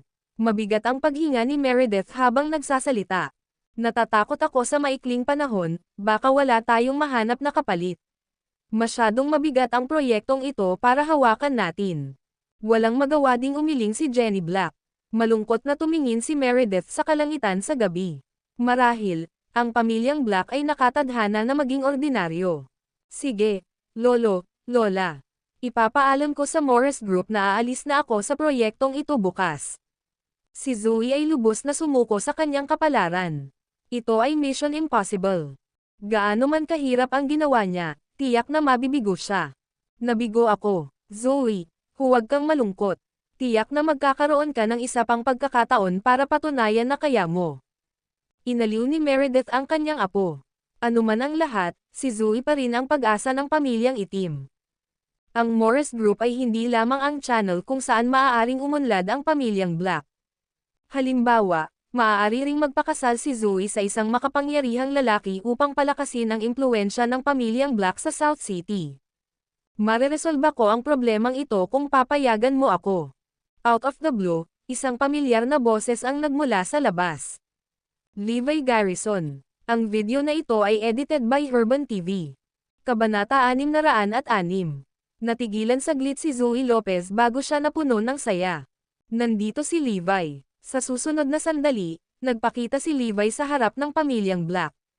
Nataranta ang lahat. Para saan siya nandito? Levi Garrison, ano ang pakay mo sa pagpapakita sa aming sambahayan? Sa tingin ko hindi sa iyo ang negosyo natin. Tanong ni Logan kay Levi sa hindi magiliw na tono. Oo, mula sa sandaling umalis ka sa mga tarangkahan ng aming asyenda, wala kang karapatang tumuntong muli sa lugar na ito. Umalis ka na sa paningin namin. Lahat ng nasa pamilyang Black ay nagbabanta kay Levi. Ang ilan sa mga security personnel ng Blacks ay nakatayo sa landas ni Levi upang harangan siya sa paglapit. Hinihintay na lang nila ang utos ng kanilang amo na paalisan siya. Ano na sa'yo ngayon? Pinagsisisihan mo ba ang iyong mga aksyon? Ay, alam ko. Ayaw mo ng hiwalayan. Napangisi si Logan sa panunuya. Logan, bakit ka pa nag-aaksaya ng oras sa pakikipag-usap sa kanya? Itapon natin siya ngayon. Itataboy na sana ng mga nakababata sa pamilya si Levi nang sumigaw si Meredith, hawakan ninyo ang inyong mga kabayo, mga tao. Lumakad siya at tinanong si Levi, sabi mo matutulungan mo kami sa problema namin. Tama iyan. Sumagot si Levi ng buong kumpiyansa. Alam mo ba kung anong problema ang kinakaharap natin? Nais ni Meredith na subukan ang kaalaman ni Levi sa kanilang sitwasyon. Ngumisi si Levi nang walang kwenta. Anong problema ang kinakaharap mo? Puff, hindi ba kay Zoe lang ang problema mo? Anyway, alam kong sinusubukan ninyong makuha ang production system na naiwan ng Triple Group. Ha? Nagulat muli ang lahat, dahil hindi nila alam na malalaman ni Levi. Sigurado ka bang malulutas mo ito? Sinundan ni Meredith ng isa pang tanong. Siyempre kaya ko. Hihihi. Humiwalay si Logan sa isang nakakainis na tawa. Levi, ginagawa mo ba talaga kaming tanga? Marahil ay hindi mo alam ang tungkol dito, ngunit ang balita ay nagsasabi na ang Triple Group ay kinuha na ngayon ng isang makapangyarihang mogul. Tumanggo si Levi. Oo, tama ka. Sa katunayan, tinitingnan mo ngayon ang mogul na iyon. Puff, ha ha ha ha. Sa isang iglap, lahat ng tao sa pamilyang Black ay hindi mapigil ang tumawa. Tinitigan nila si Levi na para bang siya na ang pinakabobong tao na nabuhay sa planetang ito. Levi, baliw ka talaga. Sa tingin mo ba bibili tayo ng kalokohan mo? Gayunpaman, si Levi ay walang oras para sa kanila. Dumiretso siya kay Zoe at sinabing, wala nang dapat ipag-alala ngayon. Naayos ko na ang lahat para sa iyo. Ngumiti ng napakaganda si Zoe bilang tugon. Buong tiwala pa rin siya kay Levi. Sige. Magkikita muna tayo bukas ng umaga. By then, dapat maayos na ang lahat. Pagkasabi ng kailangan niyang sabihin kay Zoe, tumalikod si Levi para umalis. Teka, sabi namin pwede kang pumunta. Pinigilan ni Logan at ng ilan sa mga nakababata sa pamilyang Black si Levi sa kanyang mga hakbang. Sa tingin mo ba ay maaari kang pumunta at umalis ayon sa gusto mo? Ang Black family ba ay isang pampublikong parke para sa iyo? Ngumisi si Jenny, o di ba sabi mo matutulungan mo kami sa problema namin? Ipakita sa amin kung ano ang iyong ginawa. Sa tingin mo kaya mo kaming lokohin? Ang lalaking ito ay talagang may mga isyo sa kanyang pagkatao. Kumuha siya ng 10 milyon, ngunit nagsinungaling at sinabing itinapon niya ito sa basurahan. Oo, pinakaayaw ko sa ganitong klaseng tao. Ang lahat sa pamilya ng Black ay nagpahayag ng kanilang hindi pagkagusto kay Levi. Itinapon ko ang tseke sa basurahan sa may gate. Hindi ko na uulitin ang sarili ko. Malungkot ang ekspresyon ng mukha ni Levi. Nagsisinungaling ka. Hindi namin nilinggan kahit isa, kundi lahat ng mga basurahan malapit sa gate. Gayunpaman, hindi namin mahanap ang tseke. Oo, tingnan natin kung hanggang kailan ka magsisinungaling sa amin. Ha, natulala si Levi. May nakapulot ba? Hindi bale na. Magkakaroon ako ng isang tao upang subaybayan ang daloy ng pera mula sa tseke mamaya. Ilabas na natin siya dito. Ayokong hayaan siyang sirain ang araw ko. Pinandilatan ni Meredith si Levi nang may pagkasuklam. Muli, pinalaya si Levi sa mansyon ng pamilyang Black. Tingnan natin kung mahiwagang malulutas ang ating problema bukas ng umaga, sambit ni Meredith. Haha, Meredith, wala kang dapat asahan sa brat na iyon. Siguradong nagsisinungaling na naman siya. Napamura si Logan sa nakakababa na tono. Kinaumagahan, nagising ang pamilyang Black dahil sa kaguluhan sa harap ng kanilang bahay. May sumisigaw sa harap ng bakuran. O hindi, nandito na si Brock Green. Teka, hindi ba ang mga taong iyon ay mula sa pamilyang Cayman at pamilyang Oliver? O tae, may problema ba tayo? Ang video na ito ay edited by Herban TV. Kabanata 607. Ang kaguluhan sa harapang bakuran ang gumising sa lahat sa sambahayan ng pamilyang itim. Nagkukumpulan sila sa sala. Ano ang nangyayari? Sa tingin ko narito ang mga taong iyon para sa mga usapin tungkol sa triple group. Nagulat ang lahat sa pamilya ng Black. Ano? Hindi nga ba nagsisinungaling si Levi nang sabihin niyang lulutasin niya ang mga problemang kinakaharap natin? Nalutas ba talaga ang ating mga problema? Sa lalong madaling panahon, nagpakita si Brock at ang iba pa. Sasalubungin na sana nina Meredith at Robert si Brock at ang iba pa nang dumaan sila nang hindi man lang sila sinulyapan. Parang transparent sa kanila sina Meredith at Robert. Pwede ko bang malaman kung sino sa inyo si Zoe Lopez? Tumayo si Brock sa harap ng mga Black at pinalaki ang dami nila. Ako ito. Nagmamadaling sagot ni Zoe. Siya ay may kutob sa kung ano ang mangyayari. Ms. Lopez, nakakatuwang makipagkilala. Mula ngayon, ang sentro ng pananaliksik na pagmamay-ari ng triple group at ang pangkat ng mga mananaliksik nito ay pagmamay-ari mo. Mangyaring tingnan ang kontratang ito sa paglipat ng pagmamay-ari. Si Brock ay diretso sa punto. Pagkatapos ay ibinigay niya ang nasabing kontrata kay Zoe. Paf! Halos mawalan ng malay si Robert nang makita kung ano ang gumugulong sa unahan niya. Si Brock Green talaga ang nagdala ng kontrata sa amin. Hindi kaya may kinalaman ang mogul na binanggit ni Brock kay Zoe. Hi, Ms. Lopez. Narito ang kontrata para sa mga orihinal na pabrika ng produksyon ng Triple Group. Ang lahat sa mga pabrika ng produksyon, kabilang ang mga materyales ay pag-aari mo na ngayon.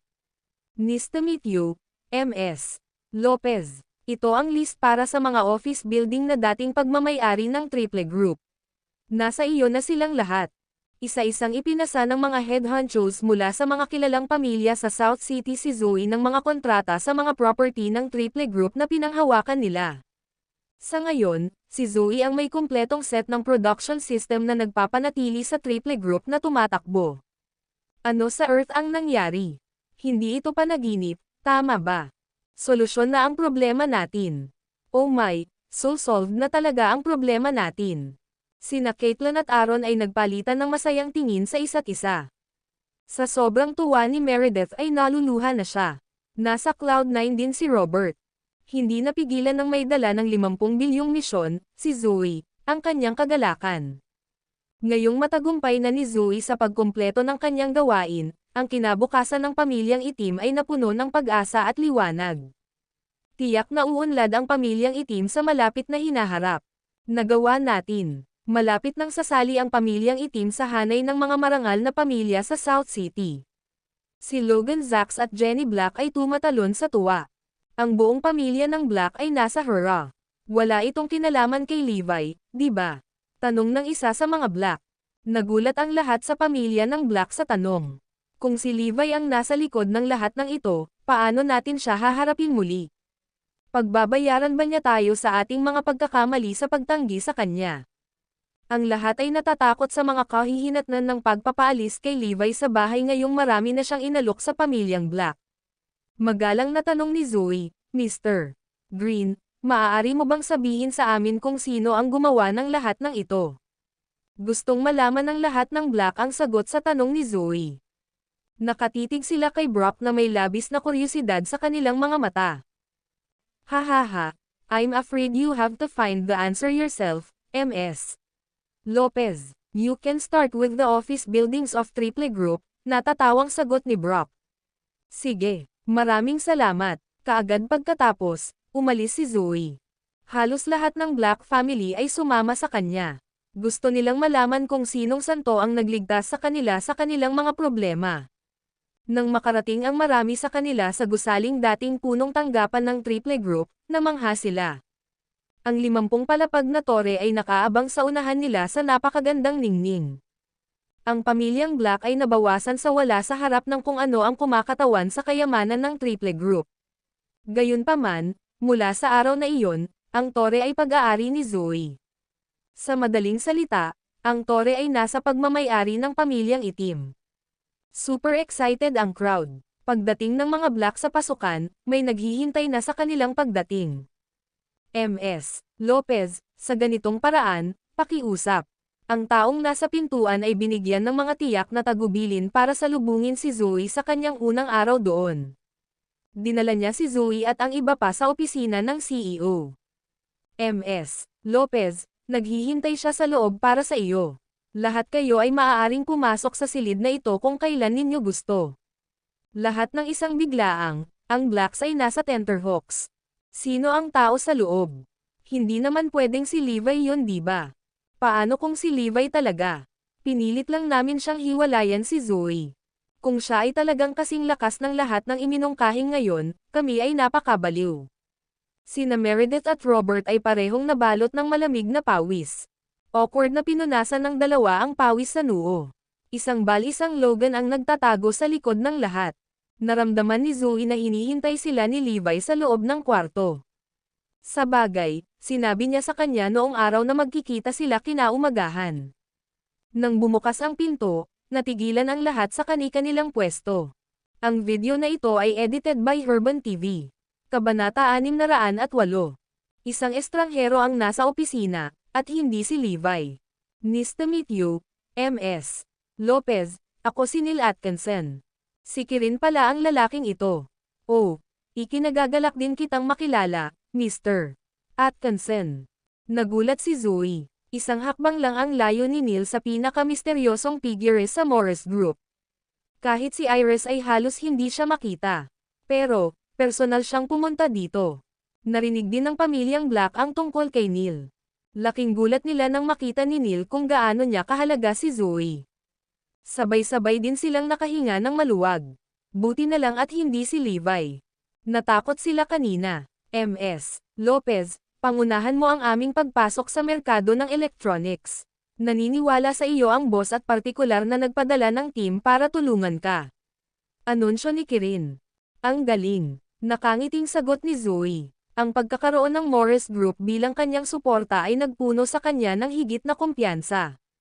Well, makikipagkita sa iyo ang team mamaya. I'm take my leave. Maya-maya, umalis na si Neil. Hahaha, nagtataka ako kung sino itong taong hindi natin kayang guluhin. Ito pala ang boss ng Morris Group.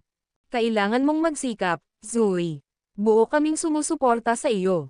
Kung titingnan mo ngayon, minamaliit namin ang iyong potensyal. Sa hinaharap, tiyak na ikaw ang magiging pinakamakapangyarihang tao sa Quebec. Tuwang-tuwa ang pamilyang Black. Hinampos ni Meredith ang kanyang dibdib at sinabing, mabuti na lang at hiniling ko sa iyo na hiwalayan si Levi. Kung isasaalang-alang ang iyong mga tagumpay sa hinaharap, siya ay magiging isang kaladkarin kung siya ay kasama mo. Magiging problema ito sa paglipas ng panahon. Lola, napakatalino mo. Nay, ang talino mo naman. Ang lahat sa pamilya ng Black ay hindi maiwasang purihin si Meredith para sa kanyang paghatol. Samantala, tuwang-tuwa sina Aaron at Caitlin, ang hiwalayan ang tamang pagpipilian. Hindi karapat-dapat si Levi na maging asawa ni Zoe. Siya nga pala, hindi ba siya nag-claim na siya ang nagresolba sa bagay na ito? Nasaan siya ngayon? Biglang naisip ni Logan si Levi. Oo, wala siyang iba kundi sinungaling.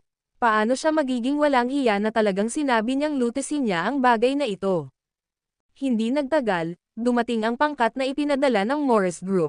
Nagulat ang lahat nang makita si Levi sa team. Napatulala ang pamilyang itim nang malaman nilang miyembro din ng team si Levi.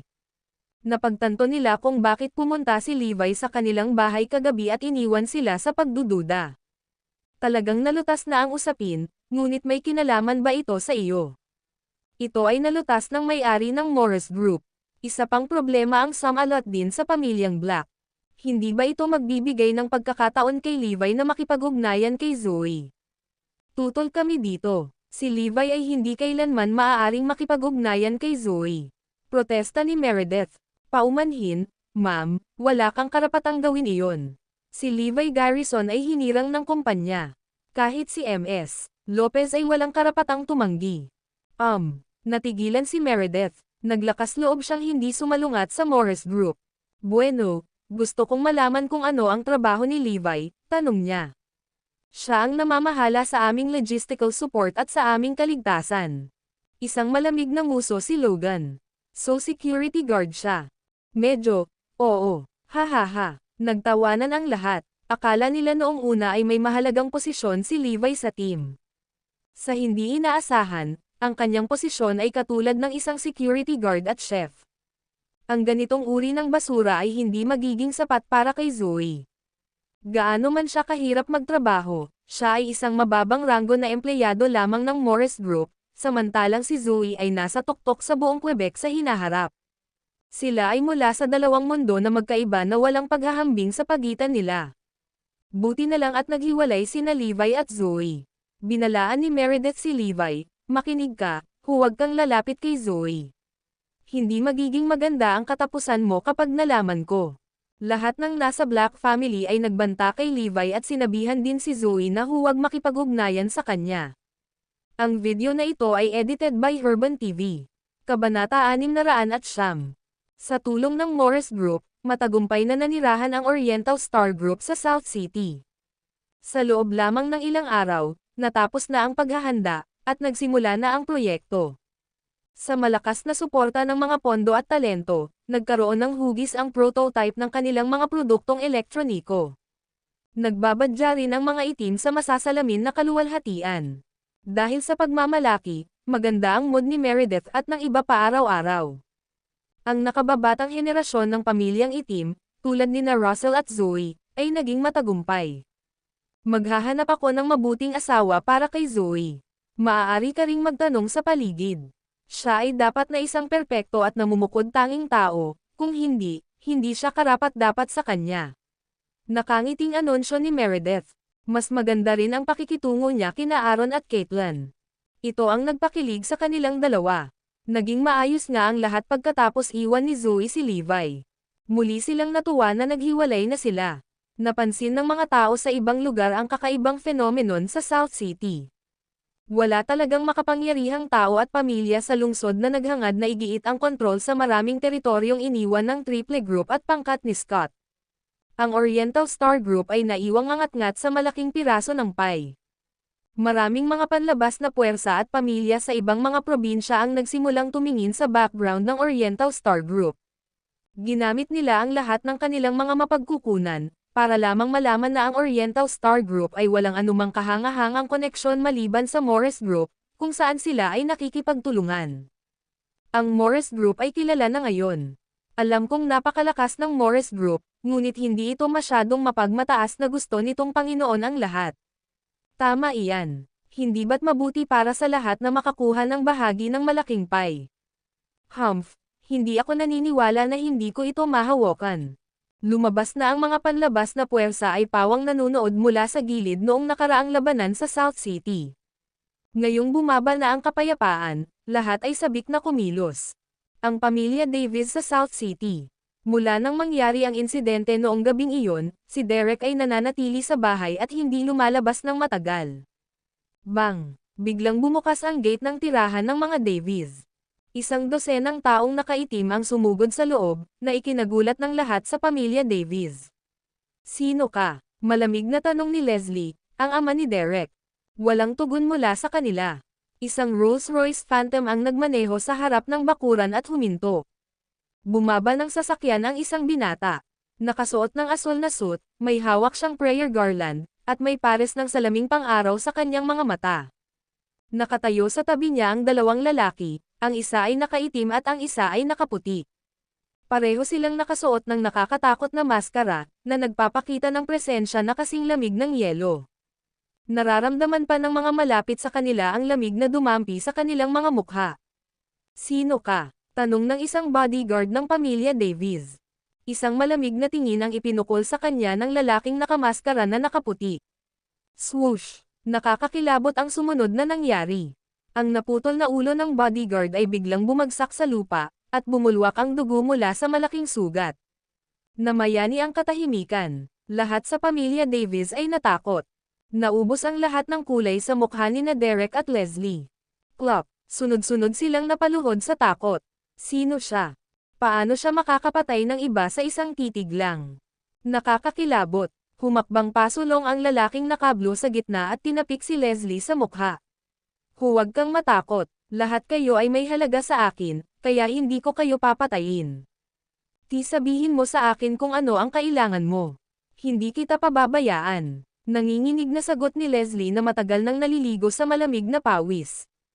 "Napakagaling. Nandito ako para sa isang napakasimpleng layunin, gusto kong maging boss ng South City." Ang lalaking nakaasol ay sobrang dominante. Ang video na ito ay edited by Herban TV. Kabanata 610. Boss ng South City. Ang mga mata ni Leslie at Derek ay lumalabas sa kanilang mga ulo sa pagtataka. Alam ba niya ang sinasabi niya? Kailanman ay walang taong naging magarbo. Kahit na ang quasi-royals ng Southampton, ang pamilyang Caesar.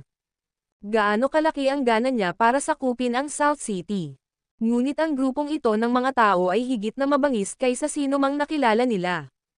Nakakatakot makita na ang isang titig ay maaaring pugutan ng ulo ang isang tao. Pero syempre, hindi literal na nakapatay ng tao ang isang sulyap. Ito ay higit sa lahat dahil ang lalaking iyon ay mabilis na umatake kaya't hindi mahuli ng mata ng tao ang paggalaw, na nagresulta sa isang ilusyon. Tiyak na siya ang pinakamahusay sa pinakamahusay, na kahit sina Scott at Typhon ay hindi katugma.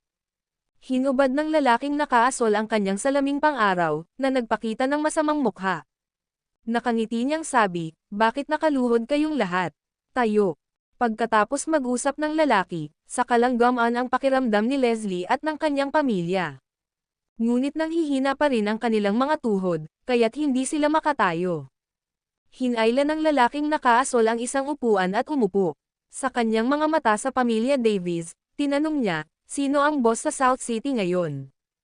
Kinokontrol ng Grandmaster ang Underworld, ngunit ang pinakamalakas na tao sa South City ay si Brock Green, ang Stone Buddha. Siya ang nagmamay-ari ng pinakamalaki at pinakamaraming underground boxing arena, na may daan-daang nangungunang manlalaban sa paligid niya. Walang nang-ahas na tumawid sa kanya. Narinig ko na pinipigilan pa niya ang pamilya Caesar mula sa Southampton. Napabuntong hininga si Leslie. "Malaki. Bibisitahin ko ang Grandmaster at Stone Buddha ngayong gabi." Isang masamang ngiti ang lumitaw sa mukha ng lalaking nakablo. "Ha? Sigurado ka bang gusto mo silang puntahan, sir?" Nagtatakang tanong ni Leslie.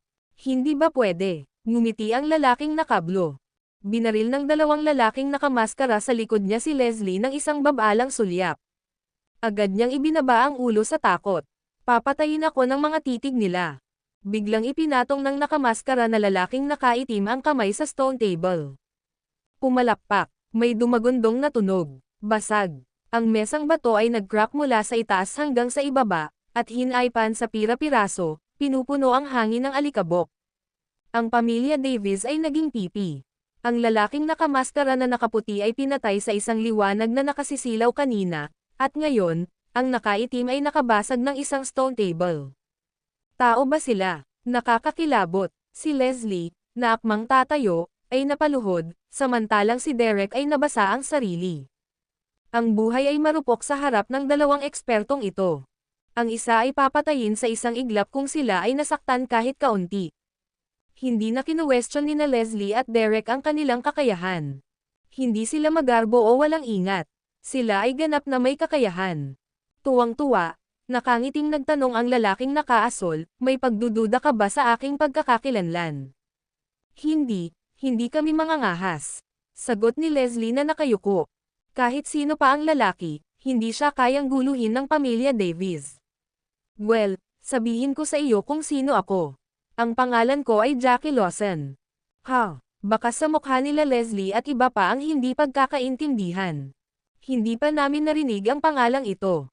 Sumando si Jackie at bumulong sa tenga ni Leslie, I come from. Matapos pakinggan ang ibinulong ni Jackie sa kanyang tenga, nagbago ang tingin sa mukha ni Leslie. Ang kanyang mukha ay agad na pinatuyo ng lahat ng kulay, na nagmumukhang puti bilang isang sheet. Baka sa kanyang mga mata ang matinding takot. Isang kilabot na nagmula sa kaibuturan ng kanyang puso. Oh, ikaw pala Jackie. Ang aking mainit na pagtanggap. Humihingi ako ng paumanhin sa pagkanta. Matapos ibunyag ni Jackie ang kanyang pagkakakilanlan, lumuhad si Leslie at hinawakan ang lupa gamit ang kanyang noo nang napakalakas na nagsimula itong magdugo.